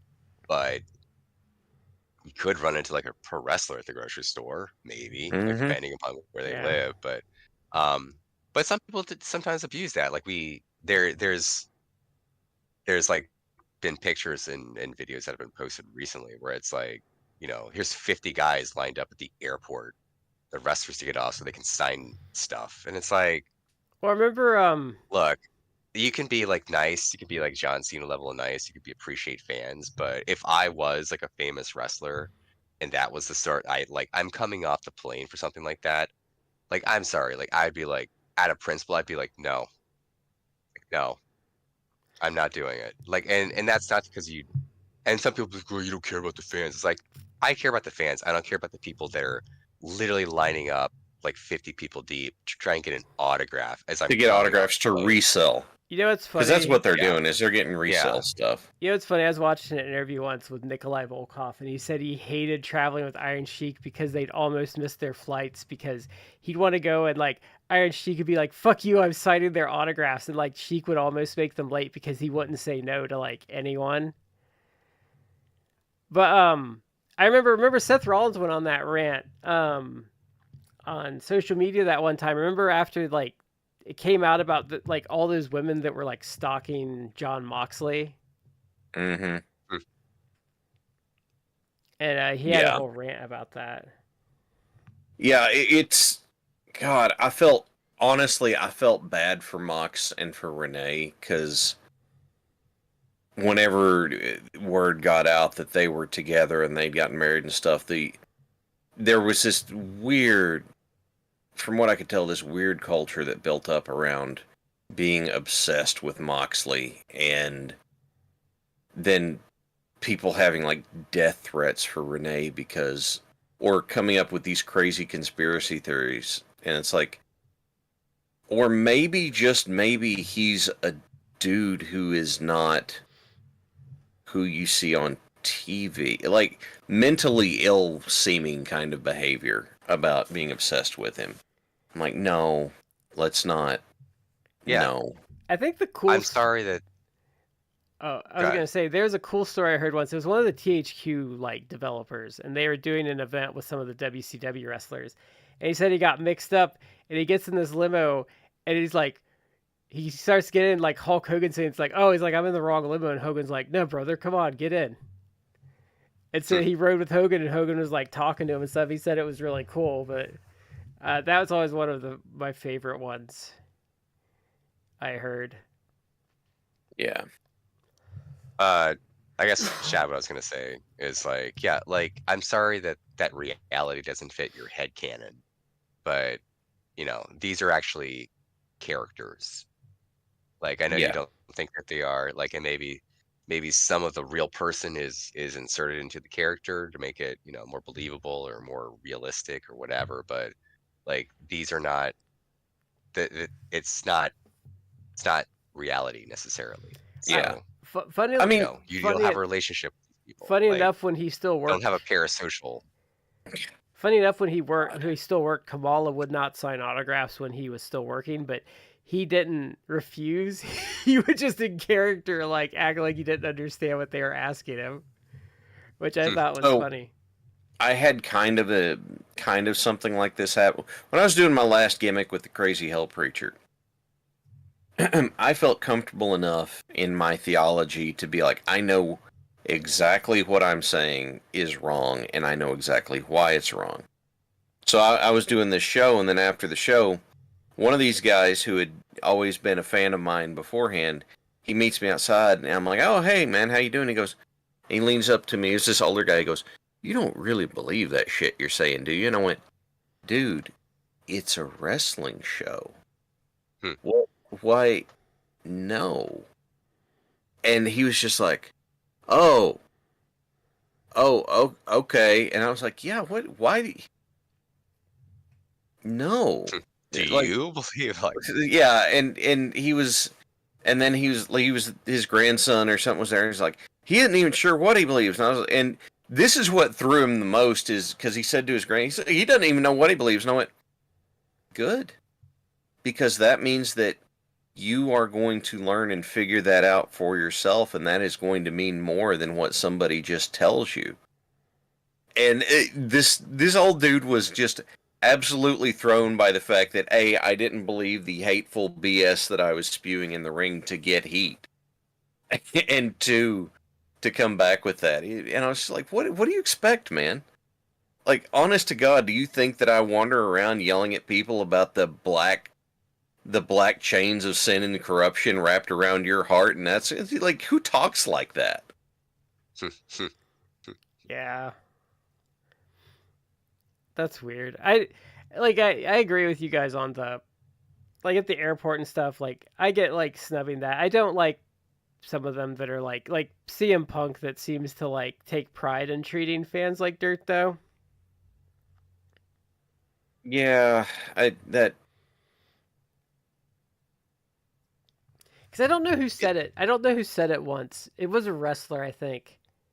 No, it might have been a different celebrity. No, it was Anthony Camilla talked about that. Because he was talking about stuff like that. And he's like, no, I never turned anyone down. And they're like, why? I'm like, because like it was a bigger deal to say no than just to take 5 seconds of your day and sign something, say, how are you doing? And take a picture with someone. Like it was just easier to do that. So I never said no to anyone. Mm-hmm.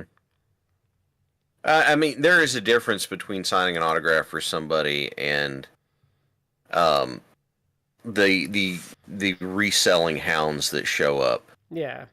That are like, hey, this is sign this now, sign this now, sign that, because they're just going to turn around and put it on eBay. But I guess Joe Rogan's made some people uncomfortable though, because like people meet him and they'll want a picture of something and they'll say, hey, but he's like, no, it's like, come on, talk to me. Like, I want to talk to you. And then like, I guess that kind of like scares them a bit because they're not used to that. Yeah. But he's talked about that. But yeah, I think it was Anthony that said like, yeah, I don't say no because it's a bigger deal to say no and deal with that than just be like, okay. Like, yeah, I did. Yeah.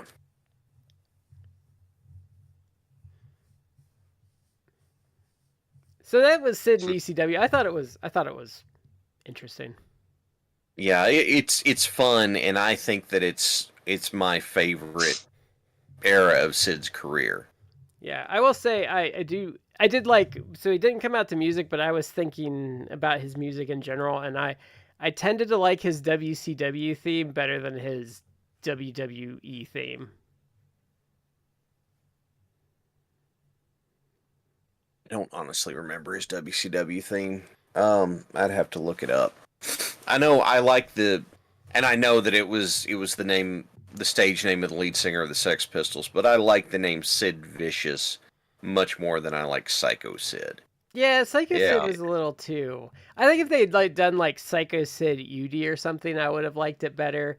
But it was like Just that weird Vinceism where people couldn't have last names for like forever. I did. Now I will say, Sid Justice was a good name though. I can go with Sid Justice is a good. It flows like Sid Vicious does. Uh, I didn't care Psycho for it. Sid just seems basic. Well, they spelled it weird too, right? It was like SY. Steve. You know what? It felt like they just changed. It was whoever was typing the thing in could type or could spell or not. I always like those think old it was ones consistent. where like it's like how are they gonna spell Ric Flair this time? Because you'd still get like ones where like they'd spell it RICK or like Flair would be weird sometimes, and it's like really FLARE. yeah. Those are always funny. To go back really quickly, in that interview he did, the really like we saw just like a 6-minute clip of it, but the shoot interview he did, what I actually thought was interesting is that he actually said, like, oh, my time in ECW was like outside of like when I first started, like this is probably like my favorite like kind of run in wrestling. And I'm like, really? It's like talking about a guy that at that point, like, because this was like in '99. Yeah. At this point, it's like he had been. I mean, obviously he had started out, but he had done like WCW in like the late '80s, early '90s. Yeah, WWF. And then had went to WWF. Back to WCW because he was in WCW. Because '93 was, I think, where he hurt Brian Pillman in the War Games. Yes, and then there was then there was the whole Masters of the Power Pop with Vader. Yeah. And then he was back to WWF. WWF. Yeah, and then this is before he had returned back to WCW. Yeah, he hadn't been seen in the big league since like around Mania 13. Like I think he might have finished up in like so he hadn't been seen probably since spring of '97 at this point. Yeah, but I mean, this is a dude who had been like in the two biggest promotions, had even main evented WrestleMania twice. In two different runs. Once for the world title, once walking in as the world champion, and he's like, "Yeah, this is like the most fun I had." And like, I believe, outside of when I first started out. he was going to main event Starrcade before he scissored Arn Anderson. Yeah, the bad kind of scissoring. Yeah, not the fun kind. not the not the daddy, the life threatening. The daddy ass kind of scissoring. No. That was hilarious. Did you watch them singing "Scissor Me, Daddy" to like the Seven Nation Army like music at All In? At All In, yeah. Oh no, I didn't. That was You're watching this match and then you're crying. Oh, scissor me, Daddy. Yeah. And Jeff Jarrett got like a massive pop when he came out. Yeah. Like he broke character. He got such like a big reaction. Oh yeah. Oh shit! I lost my train of thought. Yeah, I think he was because I think I'd have to go back and look, but I think he was supposed to win the WCW title before like that whole Arn Anderson incident happened because I think like he had done like a TV taping that they had to like change the context to because he had the belt for it. I think so. Before that, like a worldwide taping or something. I think so. And that whole thing, from my understanding of the story, that whole thing started because Sid wouldn't keep his mouth shut, talking about how big his contract was, and then talking shit to other people. It's like, dude, why in the hell are you talking shit to Arn Anderson about getting paid more? Like, dude, seriously, just don't do that. And I think the club of people that held the WCW and WWF title are Hulk Hogan, Randy Savage, Ric Flair, Bret Hart, and Sid. Big Show. Oh, Big Show, yeah. Big Show. You could kind of consider... No, Benoit didn't win. Like, he won the world title, not the WWF title. Never mind. So, yeah, that's the So he's Not in, a, like, it's not a big group, no. no.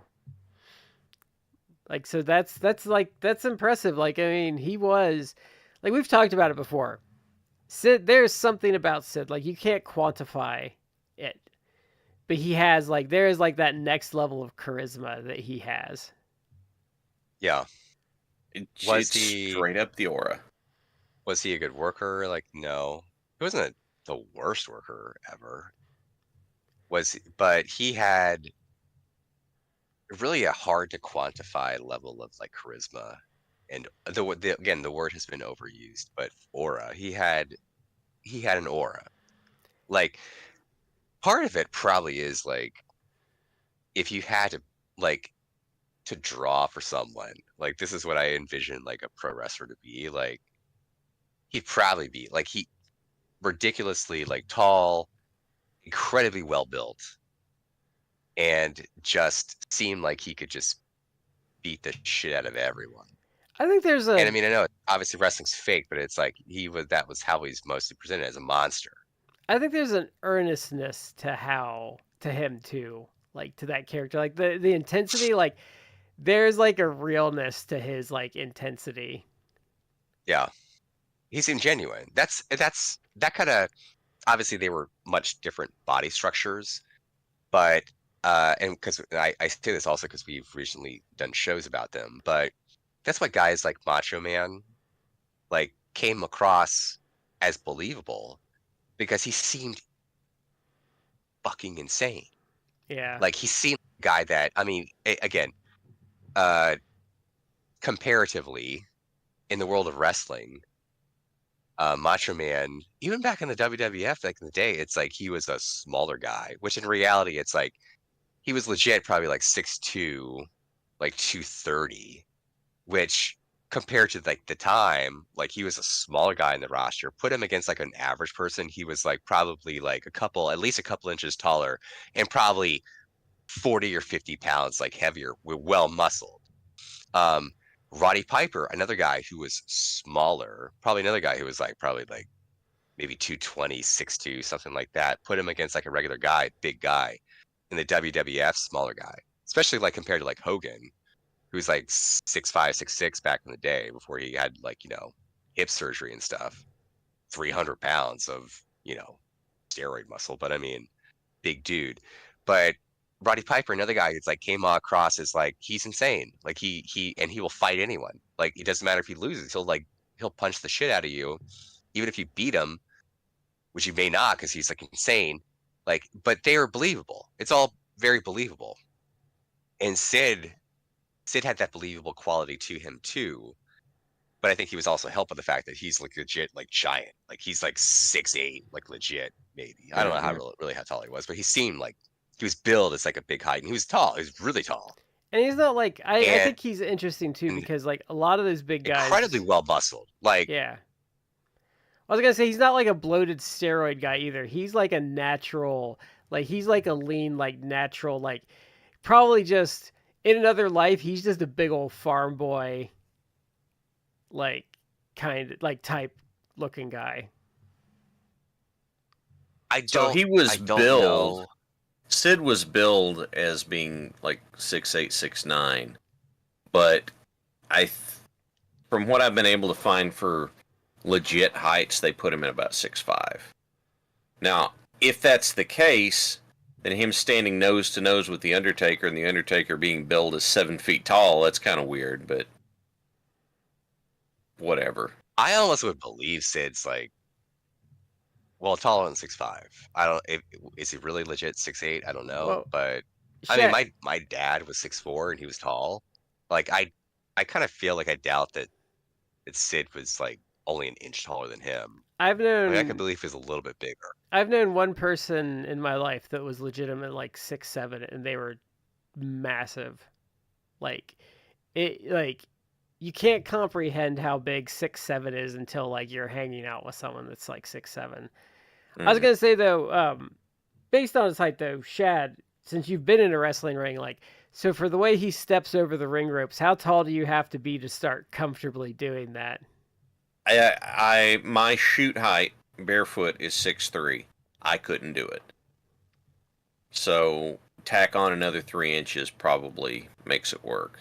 And you notice that he didn't do the Nash or Big Show way where they could have 1 foot in the ring and 1 foot on the apron. He would step over, but he would transition.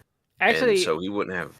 I liked it the way he did it. Like, I know the way Nash and like Big Show did it, but the way he did it was kind of like, even though he, his feet came off the ground, it's like, it's like, oh wow, he can, like, that's not easy to do. Yeah.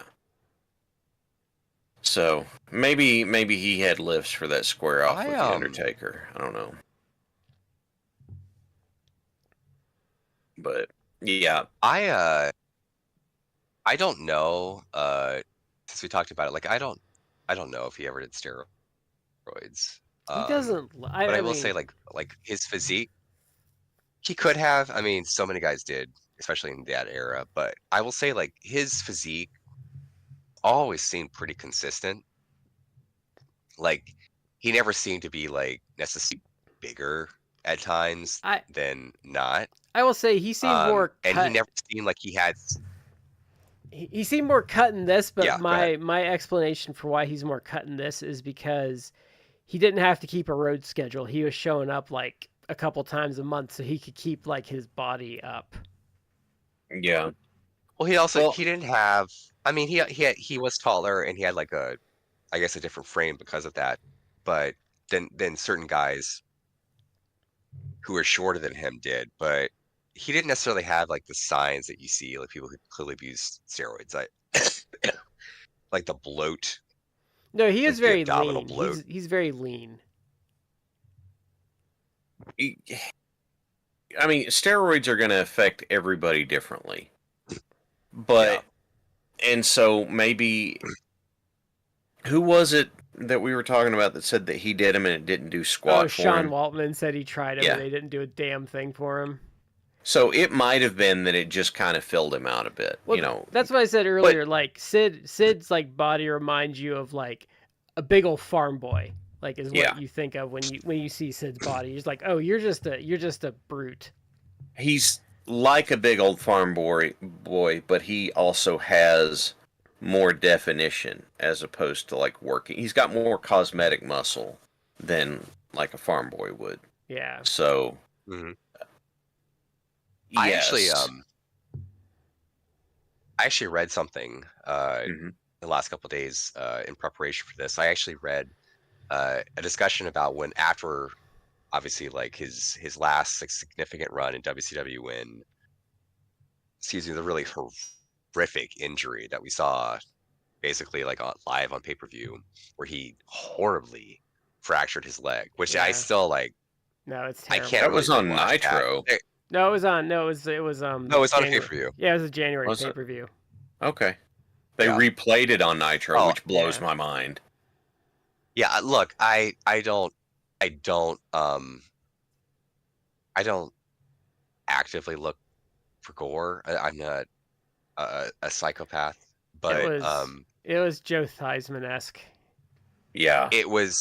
There are things that I feel like I have a high tolerance, but there are things that really like there are buttons that press that skeeve me out. Like in joint injuries, like I will like just cringe at, and that was one of them. It's like I don't want to rewatch that. I've seen it a couple times. But it's like that the Theismann leg break, the Louisville player in the finals of the NCAA tournament against Michigan's ankle. There's terrible. another. There's the Anderson Silva, Chris Weidman leg breaks. I have seen Muay Thai leg breaks that do the same thing, except what makes them worse is whenever the guy puts his foot down, he's pivoting. So it's not just a break, it's a spiral break. And like the thing that made the Sid one so bad for me was that it was high definition television center framed of the camera. Yeah. Like, saw the whole thing, and I was like, you know what, I could do without like any of that in my life from now on. Oh, Buff Bagwell one and the Viano one's pretty bad too. God. Even though Yeah. Raven was on the ball with that one though. Yeah, they Those got are him bad, laid but it's pretty also flat. Because he just Viano that's I don't remember how you say it. Viano 5. I know you don't say that in the Spanish, but I don't remember how you say it. 5 Cinco. No, because like Viano like 3 is Viano Trasero, and then Was yeah, that like the third? yeah. So I don't remember how you say it. So sorry, but Viano 5 just passed away this week. Yeah.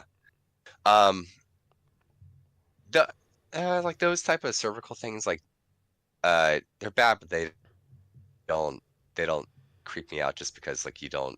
It's not the same as like Sid, where it's like all of a sudden his leg is like floppy, and it's like Yeah. that should not be like that. But what I was gonna say, in kind of like researching this for the show, I read an article that he actually talked about that injury, and he had to do like a lot of physical therapy afterwards, as you would imagine.